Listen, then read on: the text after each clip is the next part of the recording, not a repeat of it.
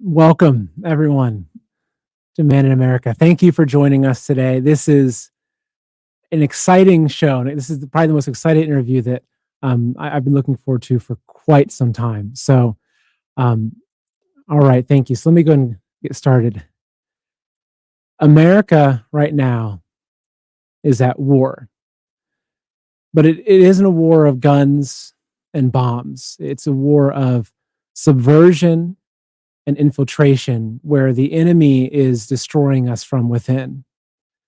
The famous, perhaps most famous of all, war strategist in general, Sun Tzu, said, if you know yourself and you know your enemy, you'll win the battle 100% of the time.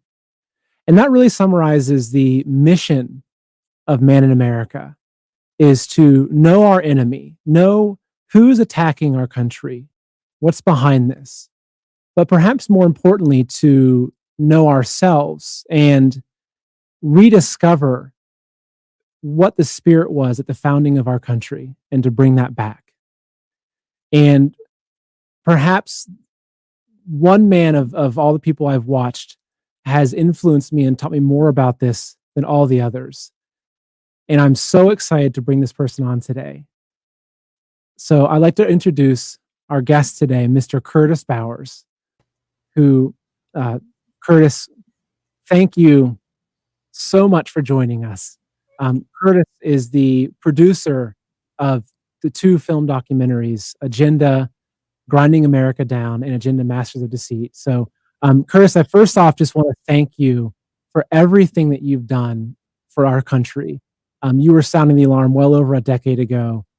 Thank you for just what you've done for America, and thank you for joining us today. We're so excited to have you. You are welcome. I'm thankful there was something I was able to do, and it's been a great blessing. But thank you so much for having me on. Of course. Of course. So I first want to start off and I always like to start these shows by asking where our audience is coming from. Because we do these live, we get folks from all around the world. So I'd like to go through and talk to, I've got, Rudy from Los Angeles. I'm not jealous of what's happening in California right now. Petra from Germany. Great. Thank you for joining us from Germany. Welcome, Curtis. We've got Adam from Wyoming. What are you? Let's see. Junkman from Arkansas. Thank you. Jerjo from Hungary. Thank you. MAGA 2020 from Alabama. Great to have you. Great. Czech Republic. Wow, fantastic. Actually, I want to read a quick comment here. I've watched both these movies after you recommended them a few weeks ago and was absolutely changed by these documentaries. That's from What Are You Wearing? Which right now I'm in a blue suit jacket. From Washington State, TJ Daniel. Great. So thank you everyone for joining. We've got people around the world, Central Florida, Peggy, Western New York, Las Vegas, South Dakota. So we're going to go ahead and jump in. So I want to start just with the broad question, Curtis, what is happening in our country right now? What do you see happening? Well, it's something that's been in the works for about 100 years. And so that's why I think we're not as perceptive to see it for what it really is. It is a Marxist revolution. And I know a lot of people listening might think, what is he talking about? Marxists are incredible strategists. They plan things out decades in advance of how they're going to accomplish something. And then they set about to accomplish that. And they don't care how long it takes. And as I've studied Marxism now since I was about 12 years old in the 1970s, I've seen it unfold, and I've seen their plans come to pass where they've accomplished things that people thought years ago were unthinkable. There's no way they're going to do that. I mean, many people have seen the 45 current communist goals from the 1950s. But again, when those came out, people that read them in the book called The Naked Communist, they thought, that's never going to happen in America. Let me just read just a couple of them quickly for you in case you're not aware of this. This is the strategies of the Marxist and how they know how to take down a country. Goal 17, get control of the schools, use them as transmission belts for socialism, soften the curriculum. You wonder why the kids today, Wow. 70+% today go, we want socialism in the latest polls. Well, when you see that, you're like, what? How could that be? Well, 60, 70 years ago, they said, we got to start teaching socialist ideas in the schools. So we'll plant the seeds that will be ready to be harvested in the future with these young people. And so that's what they've been doing. Just interesting things, 24, eliminate all laws governing obscenity by calling them censorship and a violation of free speech and free press. Now, a lot of people go, what's the big deal about that? They just understood when you get an obscene culture, it starts to collapse on itself. Usually families start falling apart and different things. So there's so many of these that are so powerful. And I tell them to you because you need to understand the enemy that wants to take over America has a plan. It's not just, I hope we can destroy this country from within. They have been actively working to do that now for, again, since the 1930s. So even after the Cold War, when everyone thinks, hey, everyone, we're past, the communists have lost. And that was probably one of the greatest things for the communists, to have the whole world think that they had lost. Well, exactly. Like you were talking about Sun Tzu. I mean, I don't think he even covered that in his book because it's a strategy that's too great to even accomplish. Convince your enemy you don't exist. So you'll have no opposition because, that's not around anymore. And that was the masterful deceit in the Berlin Wall coming down and those things that KGB officers warned us was going to happen. A lot of people don't know that either. In the 60s, Anatoly Golitsyn, who was a KGB agent, he defected to America. And he said, great changes are coming. They are struggling financially. They're struggling to keep up technology-wise. And there's going to be a great perestroika, glasnost that's going to happen where they're going to act like it's over. He was telling us that. And he said in his own writings, way before it happened, I think the deception will be so great that we'll even take down the Berlin Wall. And then when that happened years later, we're all, can you believe it? This is so wonderful. And he said, no, I think they'll do that because they need our money. They need our technology. And what's happened since then when the Soviet Union dissolved in December of 1991?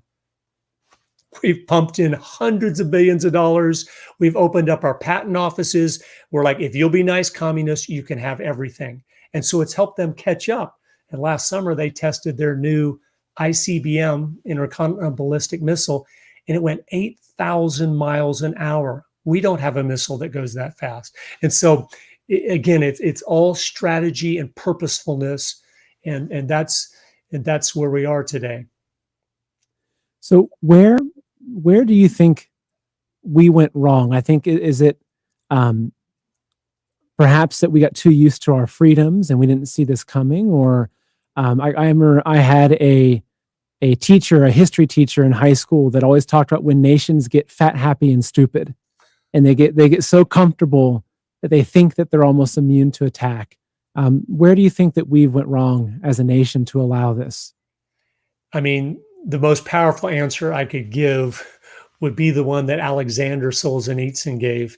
He was a dissident from the Soviet Union. He finally was in prisons there. He wrote some great books, pieces of literature, and he finally came to America in the 1980s, only to be booed by Harvard University students he was speaking to.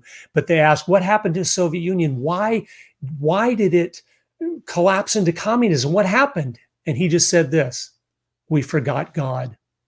Wow. That was his only answer. We forgot God. You can't, whether you people listening believe in God, follow God, that's all okay, but you're blessed by people that do, because they add the structure to society, the morality that helps things be healthy, families be healthy and strong, communities be healthy and strong by loving their neighbor and by just living the way we're supposed to. And so they knew, and that's why as you read the goals and the strategies, in fact, let me read this one quote here. This quote because it says it so well, what they were doing and how they understood you have to take out God. And the reason communists always want to take out God is because they want to be in his place. You cannot have a totalitarian government that is acting as if they were God, if there is a God, because people will always choose God over man, because man is so evil and abusive. But Antonio Gramsci, in my films, talk about him a little bit. But if you haven't heard of him, he was an Italian communist back in the 1930s. And he had gone to the Soviet Union while Lenin was the head and said, listen, if you want to take over the world for communism, if you want world communism, it's not, the revolution is not going to work in countries that believe in God. And Lenin said, no, we will have world revolution, kicked him out of the Soviet Union. He went back to Italy. While he was there, he was thrown into prison by Mussolini, and he spent the rest of his life in prison. But he wrote a book called Notes from Prison, where he outlined, here's the strategy to use if you want to take down a Judeo-Christian culture from within. That means a culture that believes in God and the Ten Commandments and those things. And here's just one quote from him to show you how purposeful and thoughtful and deceitful he was. Here's what he said, quote, this is 90 years ago. Any country grounded in Judeo-Christian values cannot be overthrown until those roots are cut. Socialism is precisely the religion that must overwhelm Christianity. Socialism is a religion, people. It is not an economic system. It is a religion. Anyway, and he goes on, in the new order, socialism will triumph by first capturing the culture via infiltration of the schools, universities, churches, and the media by transforming the consciousness of society, unquote. So they knew you got it. Like you were talking about at the beginning, we have to infiltrate and subvert from within all the institutions of influence so we can change the people from within. He knew Christian type people, people that believe in God, are not going to start shooting each other in a revolution. They're not going to do that because they're thou shalt not kill. And we can't do that. So he knew that. He said, so we need to change the people so they will do it. And we're starting to see, as they've had education for 60 years, last summer, who was burning down the buildings in our country? It was our young people. Youth. It was our youth that had bought into, yes, this is fine to do. There's no right and wrong, and we're trying to stop this evil, injustice, whatever. And so they knew if we can take that out of the equation, God and morality and family structure and everything, then the young people, which are the future, will be able to capture their hearts and minds and souls, and therefore we will have a revolution in the future. Well, it's interesting because it's like what they've done is it's almost like they've inverted, which I think Satan works through inverting, right? Turning good evil, turning black white, turning up to down, right? I think Satan is the inversion of all that is good, right? And so I think that if you look at what has happened, they've used the guise of compassionate good things. Even a lot of the churches, I've been watching your documentaries recently again, and even a lot of churches have been infiltrated, have been focused on love and kindness as the primary focus. And so if you look at a lot of what has these movements have taken, especially the youth, it's common we hear the word virtue signaling, right? There are these things that seem to be good. They're fighting for the environment and to protect people, and they're fighting for the rights of those who are oppressed. But again, just like we've heard over and over again, the useful idiots, they're the people that they're convinced they're doing what's good, but actually they become the Trojan horse for what I believe is truly a satanic agenda to destroy humanity. That's right. And they had to first change the definitions of words with political correctness, which started decades ago. So then you can manipulate the people to think it's loving, yet to go burn down buildings, because you have to redefine what is loving. Well, we know loving is to to speak truth to people. That's loving to tell them the truth. It's loving to inform people about here's how things really work, and not to lie to them that by giving them trophies when they're growing up for showing up. Like, no, to earn a trophy in the real world, you have to sweat and work and struggle, and then you might get a trophy. So we taught them a false view of the world and how it works by the lies that were being perpetrated through the educational system, through the Hollywood movies, and through the celebrities that go along to get along because they live a very nice life. So they're happy to, whatever the in thing is, the woke movement or whatever, they're happy to tweet about that or do whatever because they want to keep their position that's very comfortable. Yeah. You have these celebrities living in $30 million mansions with $100 million net worths that are the most prime example of capitalism. They make a film, people go buy the film, they get money from that film, tweeting about the importance of socialism and wealth redistribution, which to me, I actually, going back to the communist goals, I think in my studies, a lot is pointed towards taking over Hollywood and using these celebrities as these new false idols that the youth is now worshiping. Which I'm not sure if you saw the recent thing with this rapper Lil Nas it's gone completely openly satanic even in what they're teaching the children and promoting through the entertainment industry. But it seems like that it's not a coincidence that these same celebrities are always the ones that come out that are anti-Trump, that are the ones that are singing at the inauguration or these things, virtue signaling.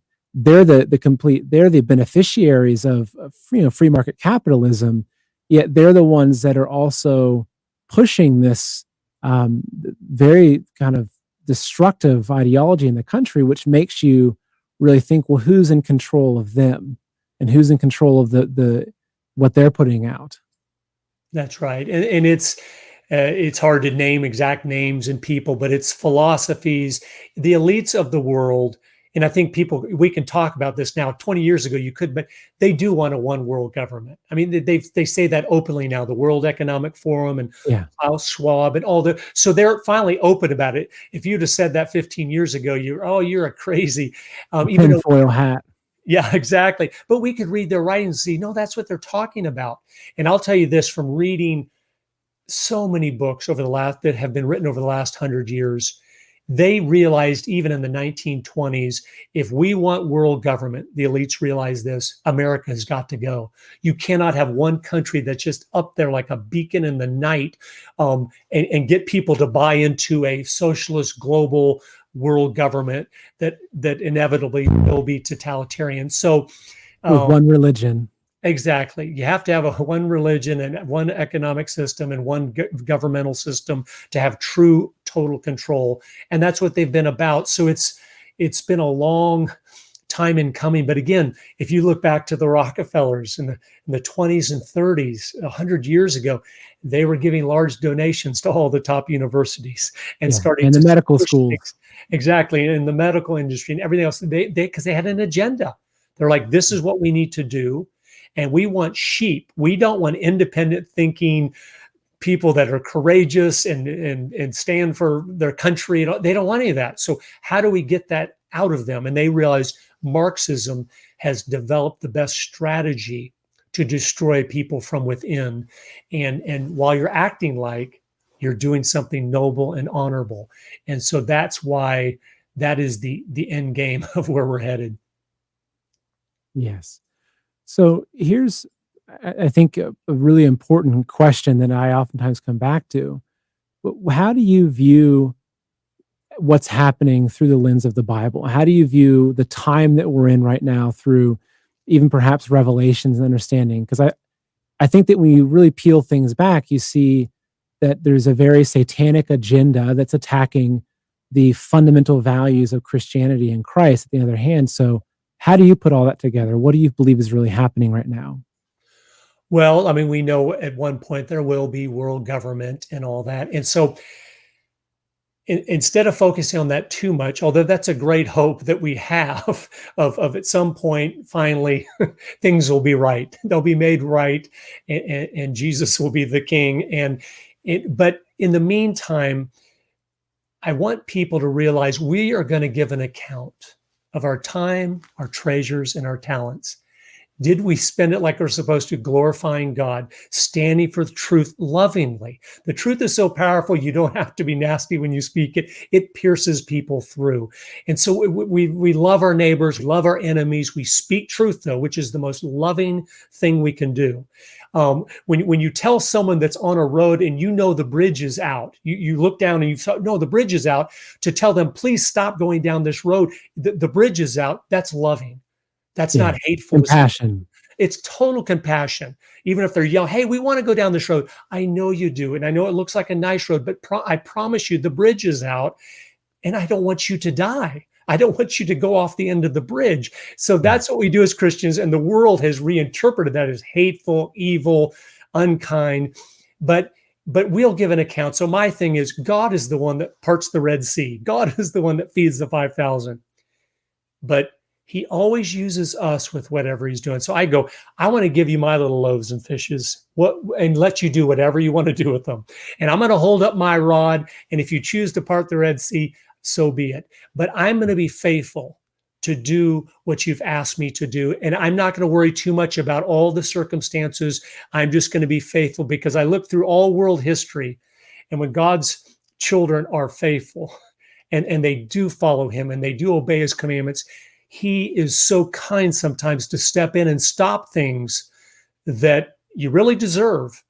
And because you have not done the right things as a country or a culture, but he is so long suffering and so merciful, he will go, okay. I mean, and he'll pull back his hand of judgment and say, okay, I will continue to bless you for what you're doing. So it's over and over again throughout world history in the Bible. And so that's what I encourage people to do. Be faithful today. The greatest thing about being a Christian is this. Our orders are this. It's today. He said, don't worry about tomorrow. Don't worry about the next day. You don't even know if you're going to be alive then. And we don't. He goes, don't presume on tomorrow. Just be faithful today. So our task is really this simple.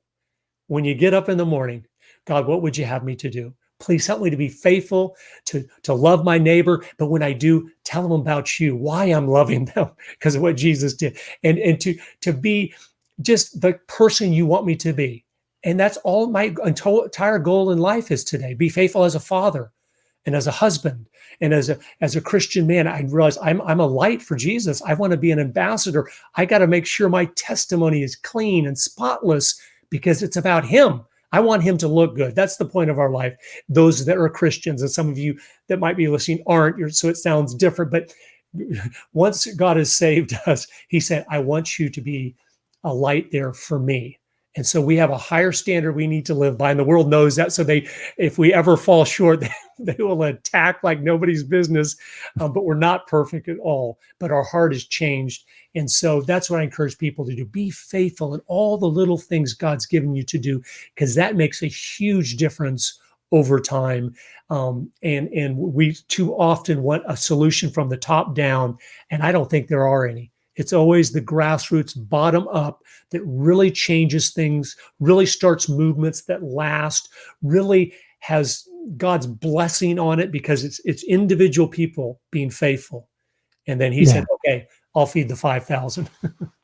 It's such a good point. And it's interesting because I think that I see so many discussion points and a lot of people that I think, especially leading into the 2020 election, that are pinning so much hope on one man, right? On President Trump, who I think has moved mountains to help save this country. And I think is still not done yet by a long shot, and which gives me a lot of encouragement.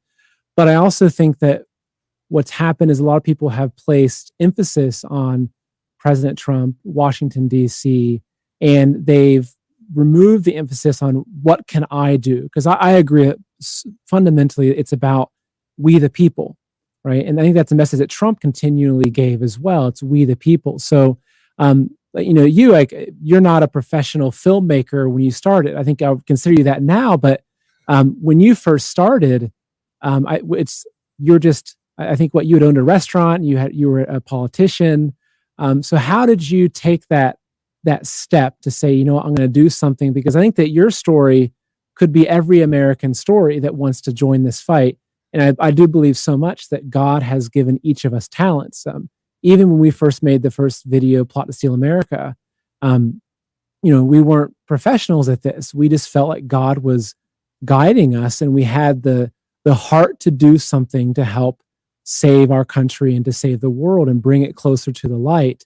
So, what would your advice be based on your own story of how to step forward and realize your path that God has laid out before you? Yeah. Well, first be faithful in the things you know you're supposed to be faithful in. Like if you're married, you need to be faithful to your spouse. You need to build such a sweet marriage there. It's a light to others. They're like, why do you guys get along so good? Why do you enjoy each other so much? And it's another example. We're just trying to do things God's way with the best we can. We're not perfect, trust me, but we're trying to do our best. If you have children, do you realize none of this stuff would have happened if the people that voted for Ronald Reagan in 1980, if they would have done nothing else except raise their children to know truth from error, to understand the lies and deceit out there, and to understand what made America the country it is, all of these plans would have failed. They knew, the left knew, that's why they wanted to get the women out of the home and the parents away from the children. The hand that rocks the cradle rules the world. They knew it. They had to have the kids. And so they sidetracked us on a lot of other things while they said, oh, well, we'll take care of the kids for you. You got more important things to do. But they knew what they were taking was the most powerful position in the world.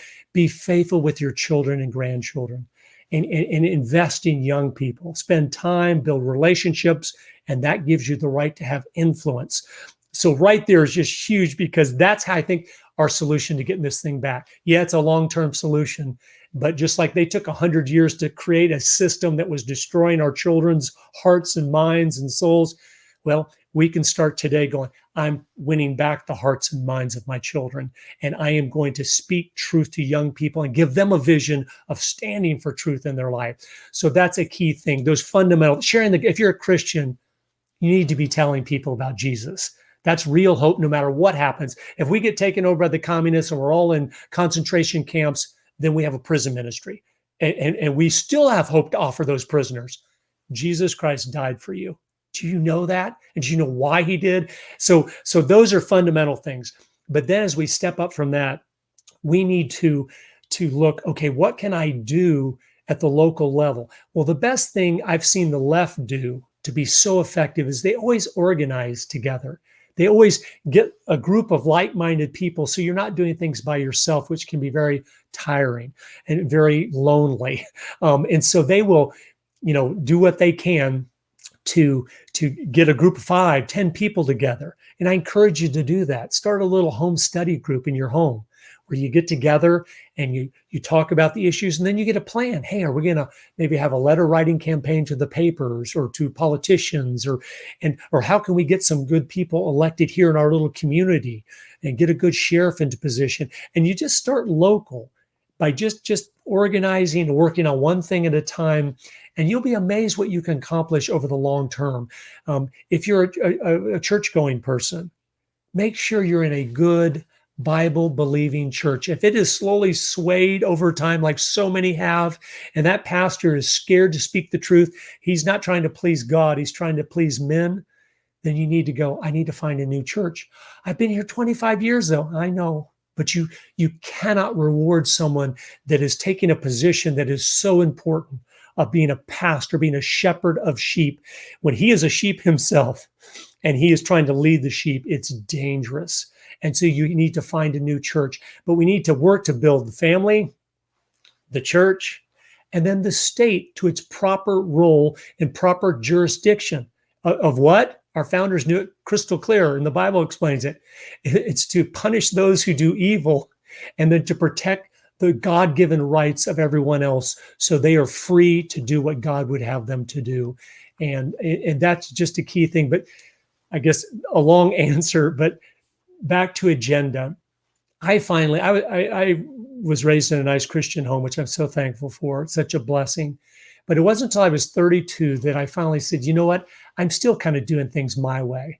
I'm still just doing what I want to do.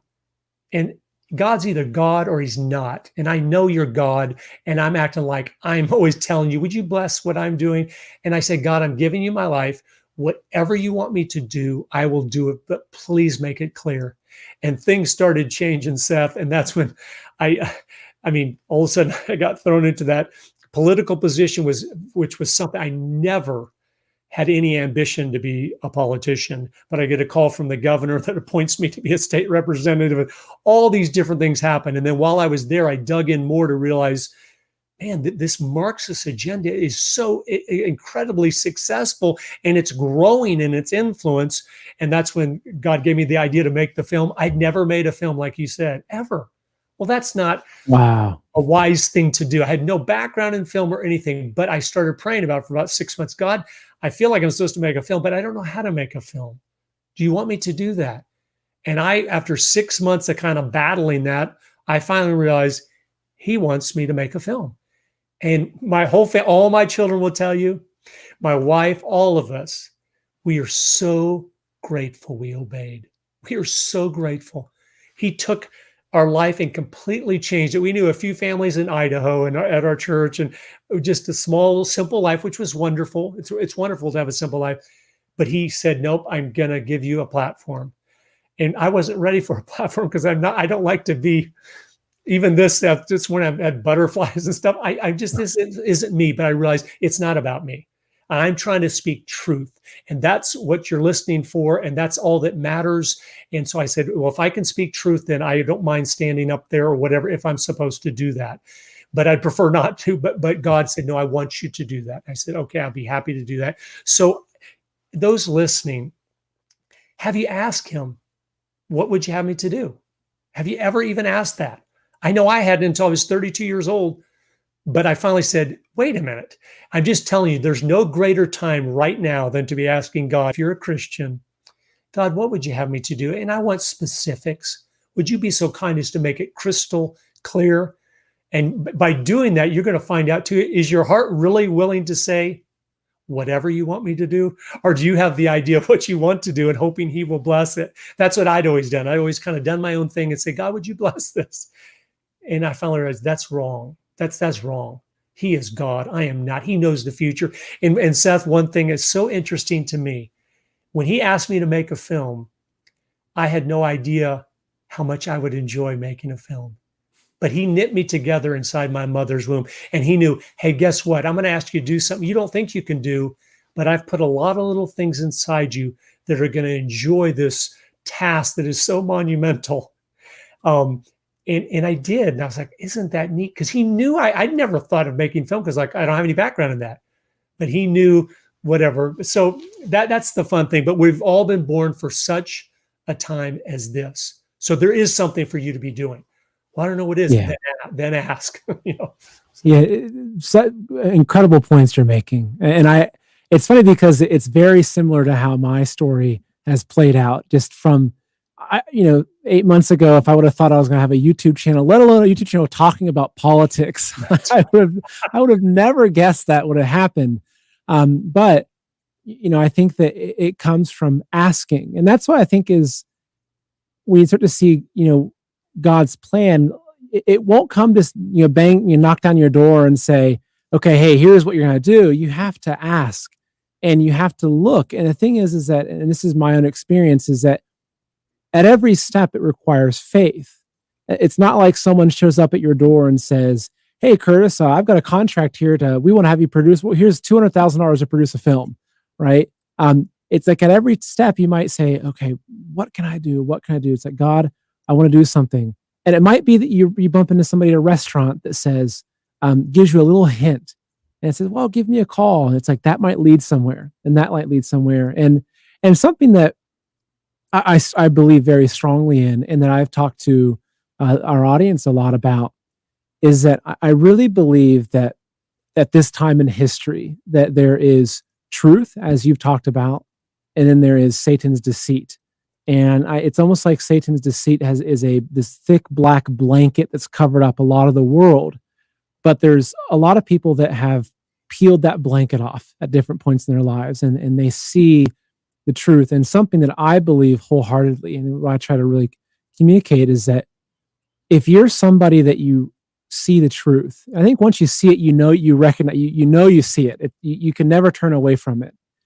I always like to say, you've been chosen, right? It's like you've been chosen, you've been awakened from the slumber, from this veil of illusion that the evil has cast across our world. And so I like to say that you've been chosen, right? So the fact, and this is even in some of our prayers over dinner, I even bring this into the prayers. I say, dear Lord, it's, you've chosen us to be emissaries of the light, to help expose what's happening, and I think also to help awaken people, because I believe that the time that we're in right now is biblical. I believe that this is a time when I think the course of people's souls is really being decided. Like, it's a significant time, and so I think that people that understand what's really happening and understand the lies and the deceit, that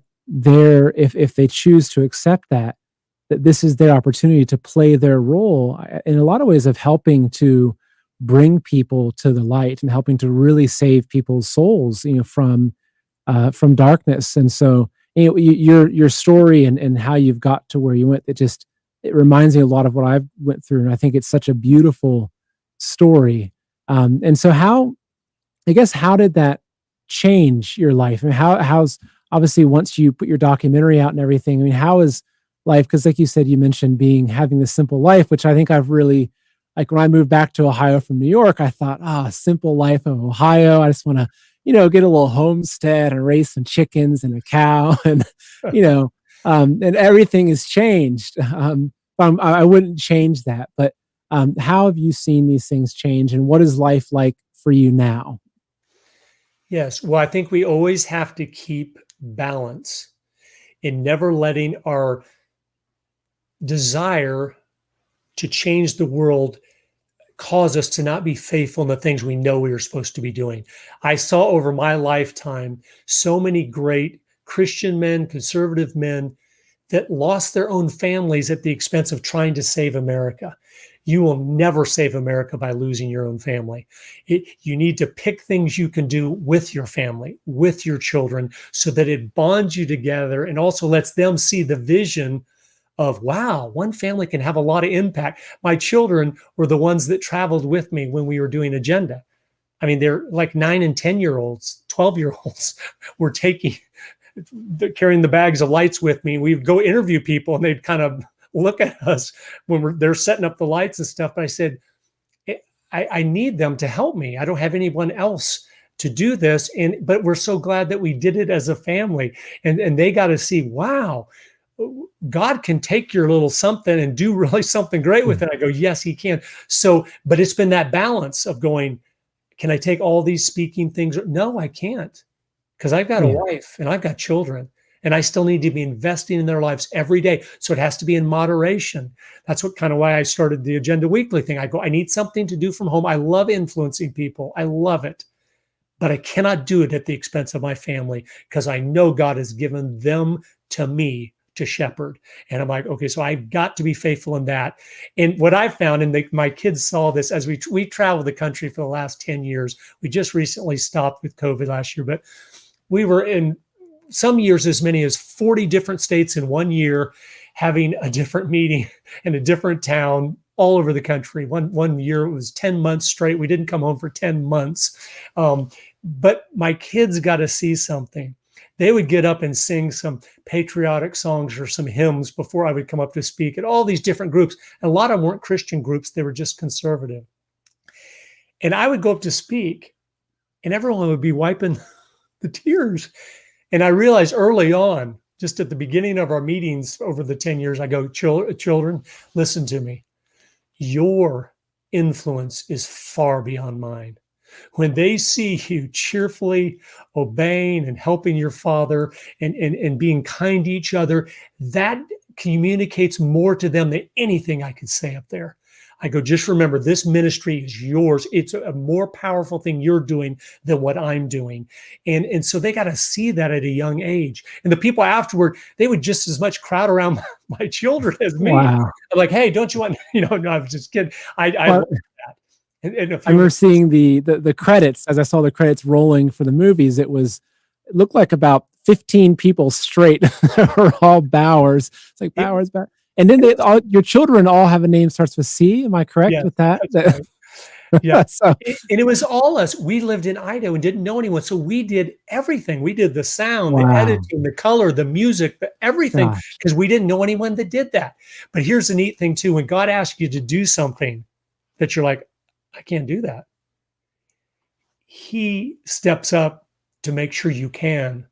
And mm, and it's a blessing because you're so dependent on him, because you have to be, because you realize I can't do this. And so our prayer life, it took 2 years to make an agenda full time. Quit wow. my job, took our life savings, and 2 years. And it was blood, sweat, and tears. I had many days I almost start crying. I'm like, I can't do this. This is too much. But he would always just keep helping at the right time, or give me an interview where the people said exactly what I'd hoped they would say. And it was, okay, that's a piece of the puzzle. This is a piece of the puzzle. And we saw over 2 years him put all the pieces of the puzzle Mm. together. And I'll at the end, if there's time, I'll just tell you an encouraging story um, of our family from that experience and what God did with that. But Oh, well, actually, well, one thing you mentioned, and I want to show this really quickly before we forget about it, but there's an interview that you did at the beginning of the Agenda 2 that was one of the most moving interviews I've seen about what's happening in this country. So I want to play that shortly. It's a quick little piece, but then I want to hear afterwards your experience with this interview.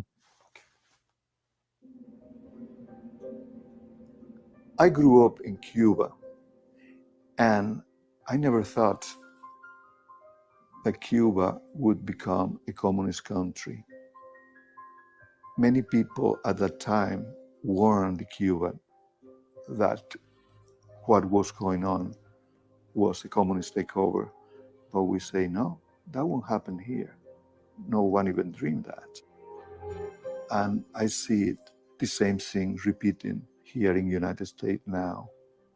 And I feel very uncomfortable about, because I know what is the end of it. And I know that after a while, there will be absolutely nothing that the American people will be able to do. And they will lose everything they own, everything they know. And don't even think that you will be even safe inside your own house, because you won't be. They will come and get you wherever you are. They will take your arms. They will take everything, and your way of life, everything. And you will be just a pawn of the state.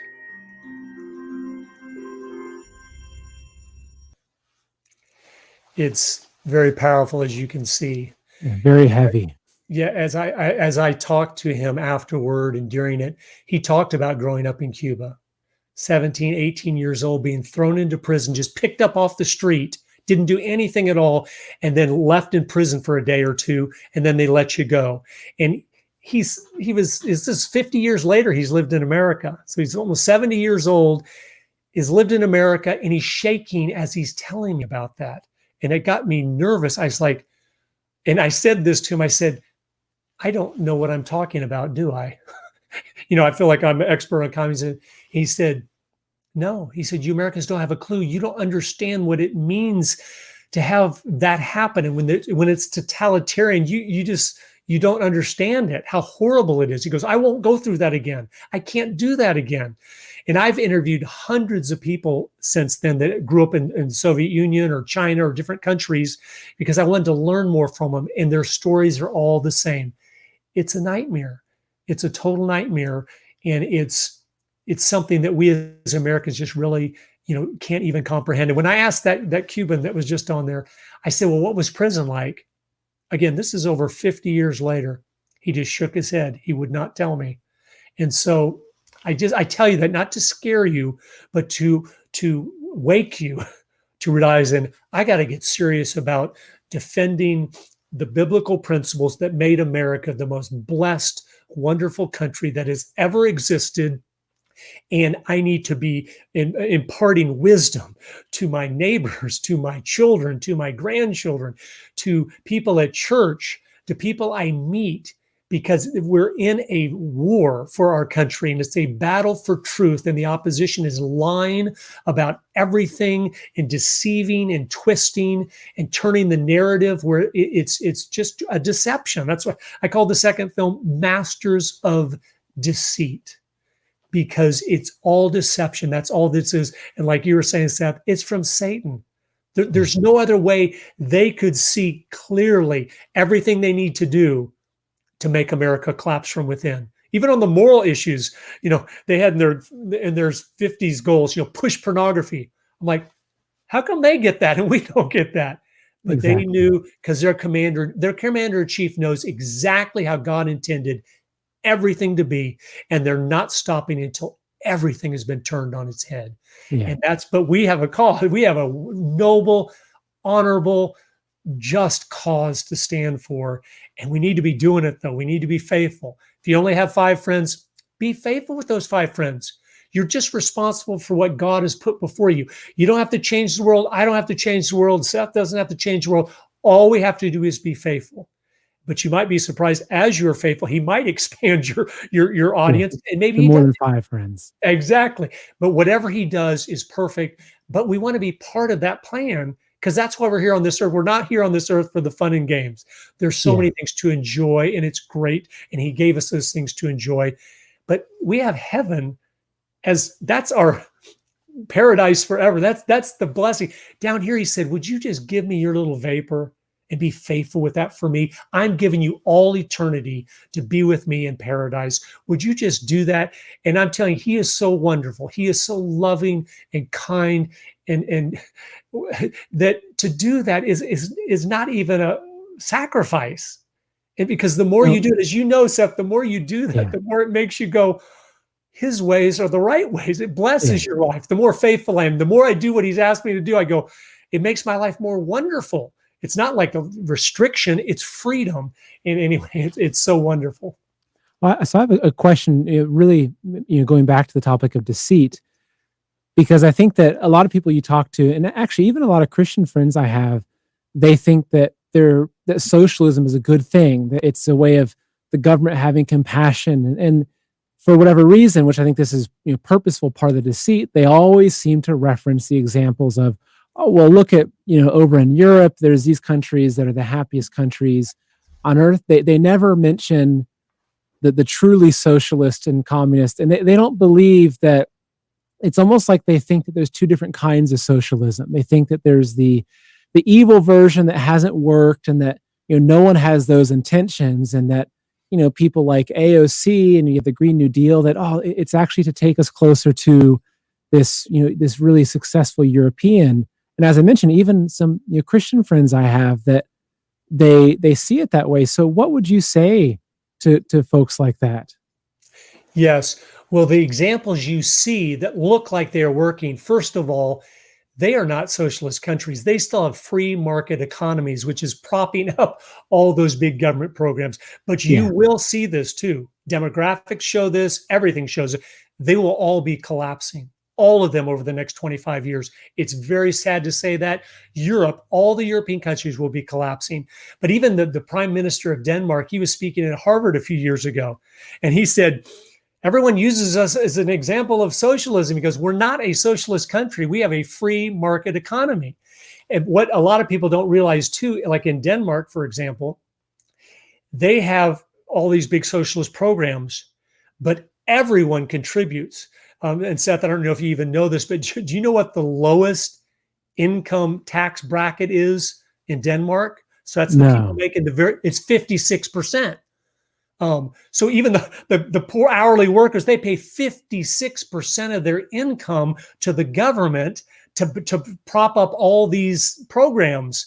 And so they're not better off from that. They'd be much better to keep that money and buy their own little insurance and buy their own little things. But the reason there's an illusion of it working is they do not have a socialist economic system yet. The day you take that on, it crumbles.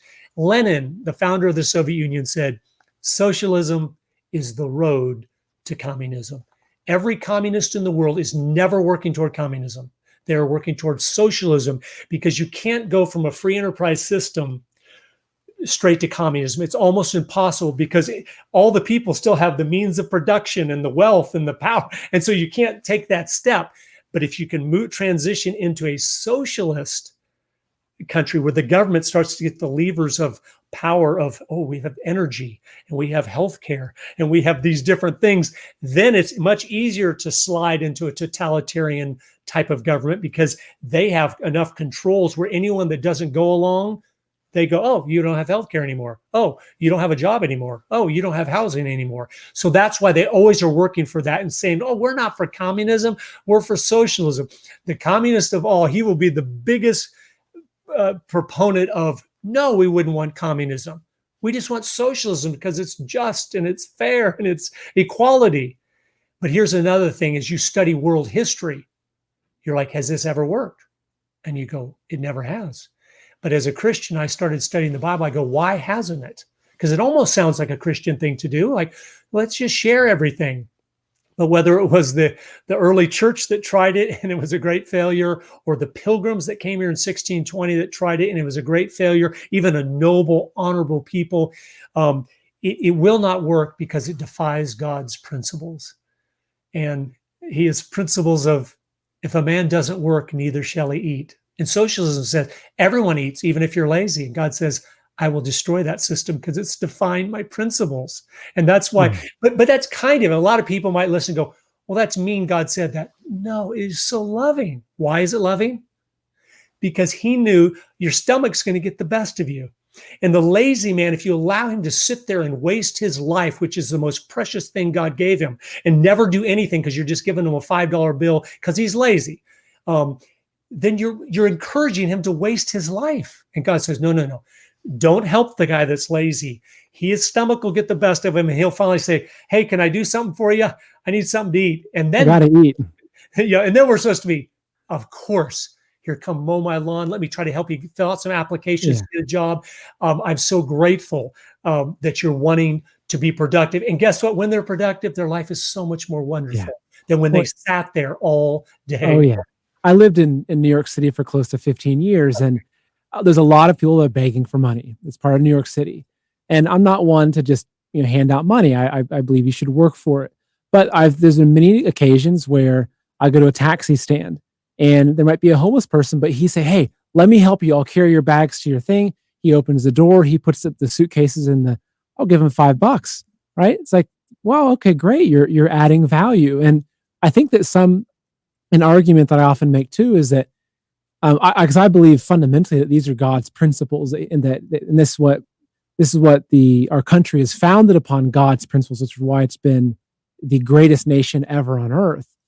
But I also think that even if someone is an atheist, I say, well, let's talk about nature then.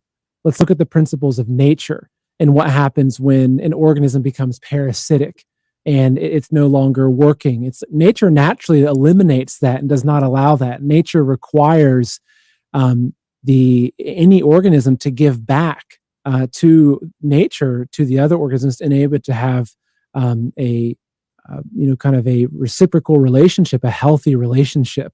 And so I think it's the same thing with mankind. It's that if man becomes so lazy that they're not giving back, and they expect, because of this or that, the reparations for these things, and it just doesn't work. It's against the principles of nature, which I think fundamentally are the principles that God set out for how to live on this earth. That's right. And the other key principle that goes along with that is a workman is worthy of his hire, the Bible says. And what that means is if the harder he works, the more he should be paid. I don't think God even likes an hourly wage, because it's not that you were here 8 hours. What did you do in your 8 hours? God wanted everything to motivate us to use our time wisely, to be efficient, to be productive, to be just industrious. One, because that's what makes us happy in a way, that the fulfillment of work, it brings joy.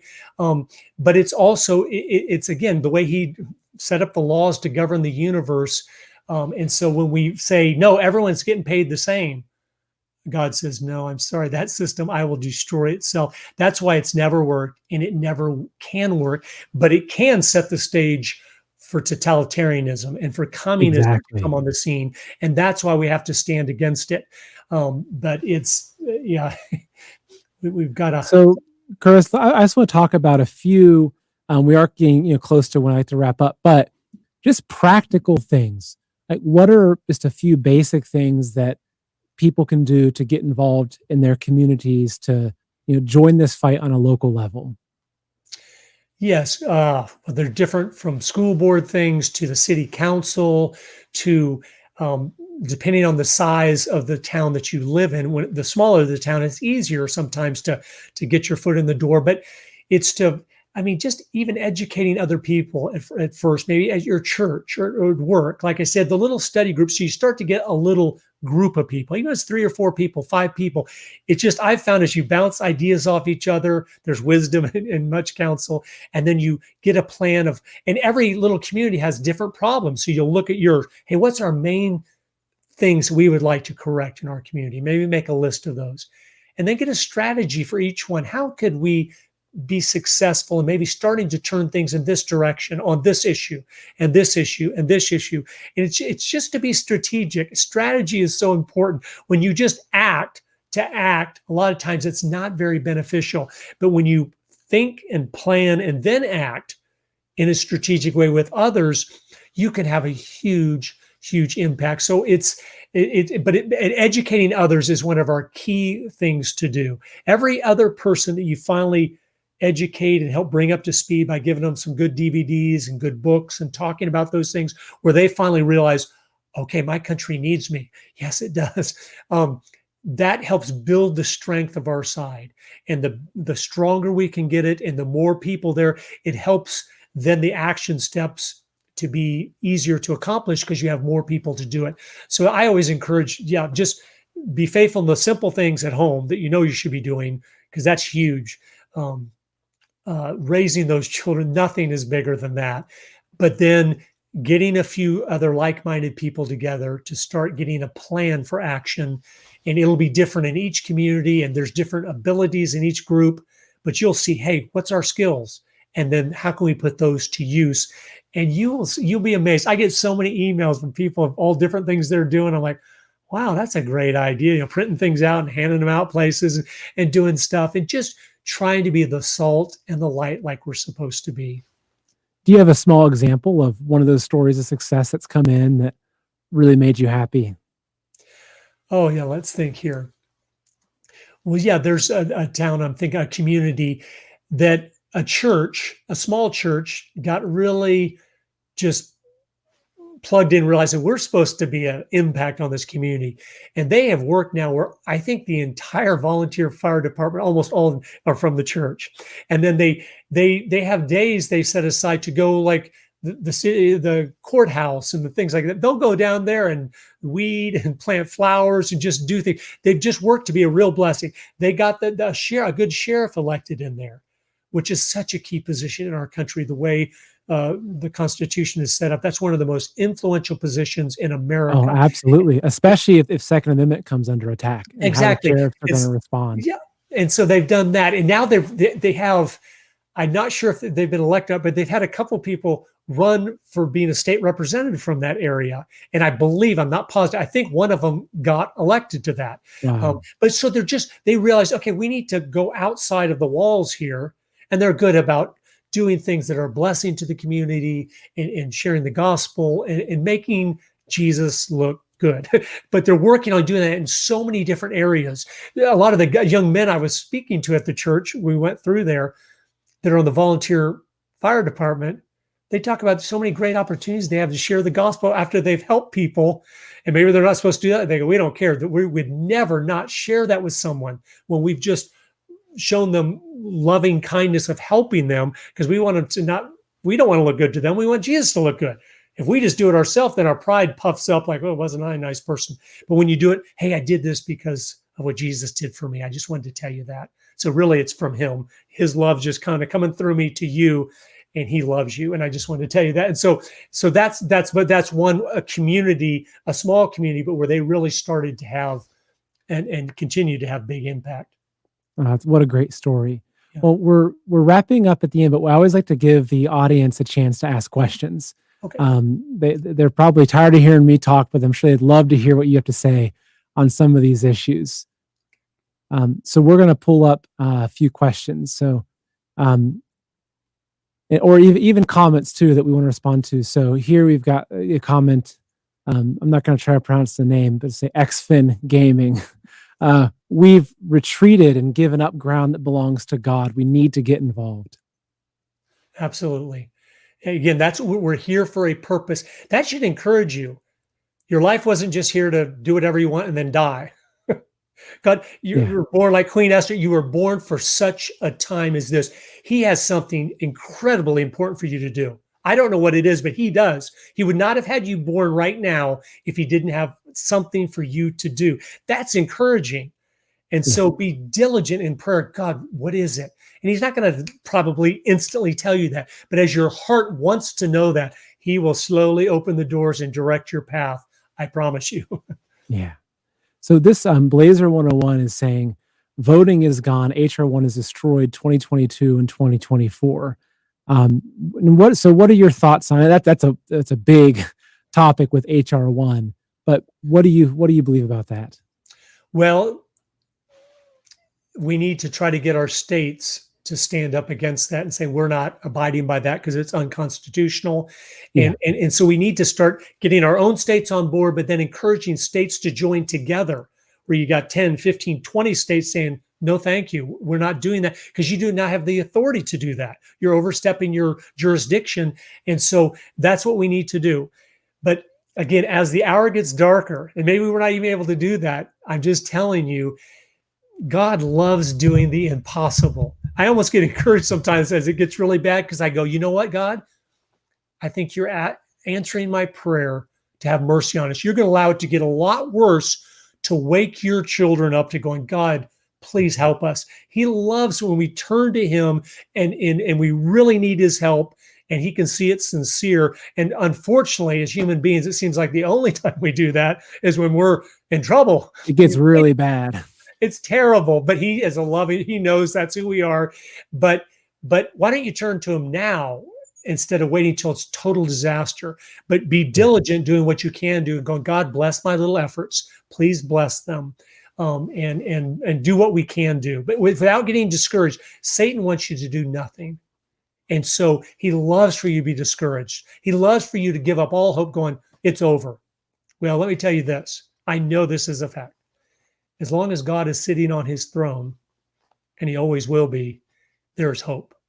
Again, he may choose to step in, he may not, but there's always hope. And if it goes into communism, maybe sometime we can talk about that, Seth, on a show. As I've talked to all those people that lived under it, they're still alive.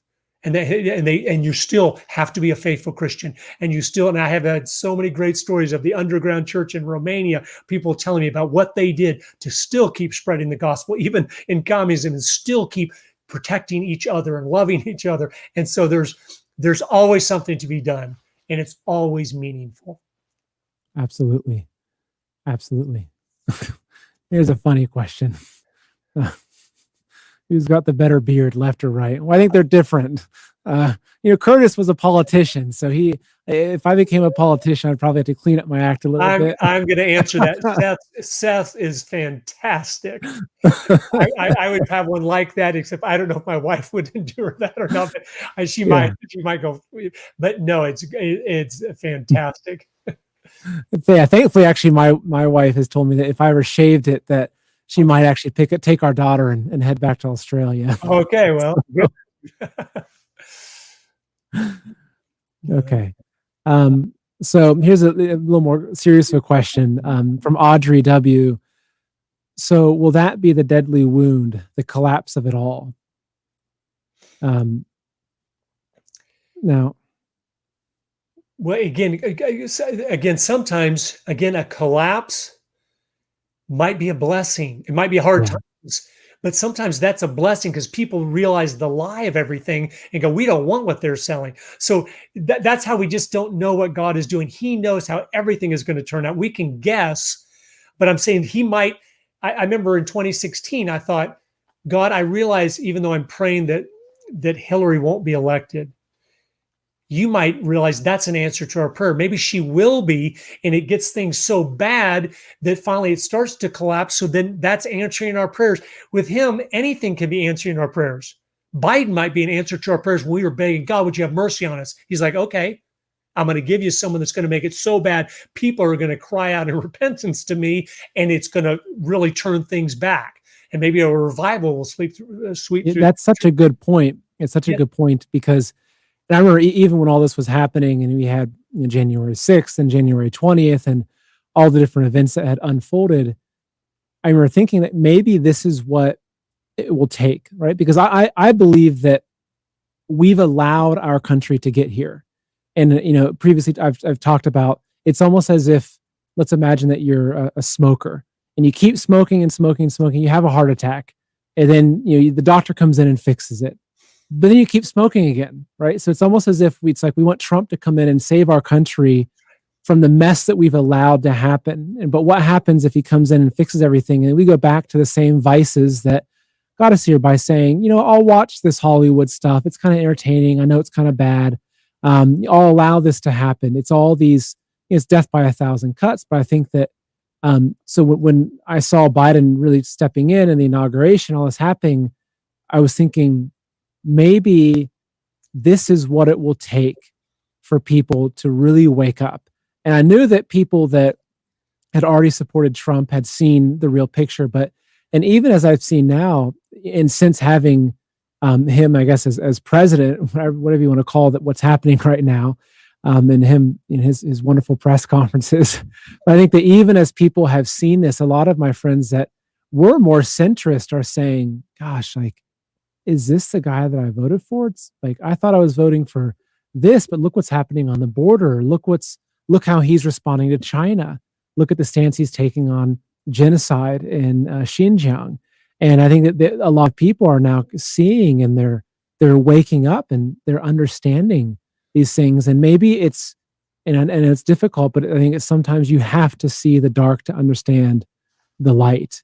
And so regardless of what happens in the future, I agree so much with you that God is in control. And if God's allowing this to happen, it's what have we done as a nation to make it so that God looks at this and say, I'm going to allow this to happen to teach you this lesson. Like, what have we done to get here? That's right. And you should always, any disaster, any crisis, analyze things carefully. God, did I bring this on myself? Or is it other? Sometimes it's not. It's like, but to self-analyze, God, do I need to repent of something or whatever? We've lost that in our culture. Yeah. It's like God, we have a God now, even in Christianity. Well, he's not in control of everything like the weather and stuff. Are you kidding? The God of the Bible is in total control. Well, why would he allow that? I don't know, but for some good reason, he uses everything to his honor and glory and for our good. And sometimes persecution, like the church in China, is very unified, very strong, very healthy, because they're under such persecution. And so sometimes God says, okay, I'm going to make you stronger. What doesn't kill me makes me stronger. Sun Tzu, that's a true principle of the universe. Usually persecution and hard times brings out the best in us, brings out the humble spirit, the kind heart. And so, yes, this could very easily be a roundabout way of God turning us back to him by allowing things to get a lot worse before they get better.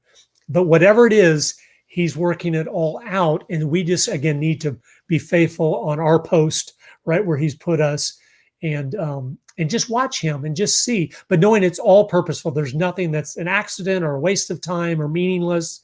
And it's, we'll get to see it all when we get to heaven.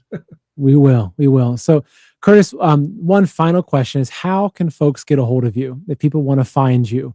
What's the best way to contact you or reach out to you? Sure. We've got agendadocumentary.com, and I think you put some things on the screen. That's kind of a store we have that has the films that we made and things.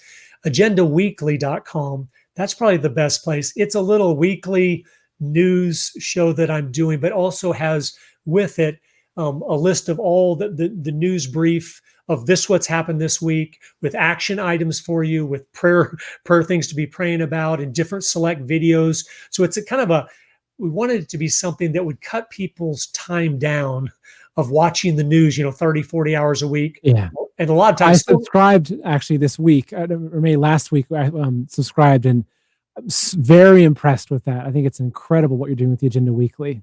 thank you. Well, just it's something we're trying to do. It costs $5 a month, but we're trying to be effective from home. I have 9 children to feed, and but we're trying to give you good information and get rid of all the fluff. Most news you get has no relevance to anything. It's just wasting your time. And so Yeah. we're trying to just stick with here's the main points of this week. Here's things you can do. Here's things to pray about, and then here's some educational tools that you need to watch and then share with others. We're trying to equip you to make a difference. So that's probably our main way to get a hold of us is through agendaweekly.com. And where can people go watch the films? Because that's and I've talked about them numerous times with the audience.